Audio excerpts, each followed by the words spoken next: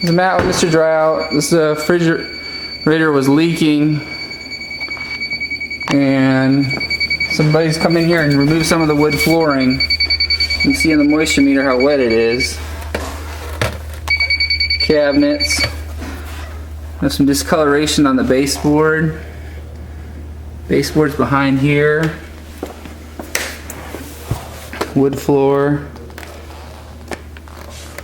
A little moisture there. This side baseboard was pulled away from the wall. I just removed it.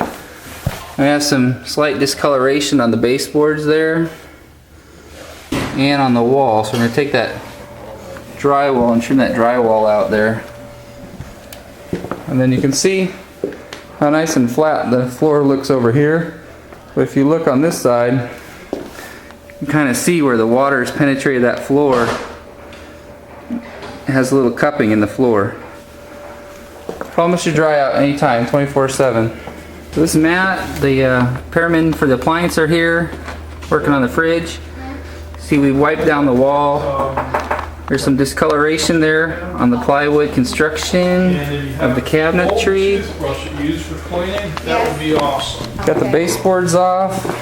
Floor looks good, vacuumed this out. Removed a little discolored drywall in the hallway.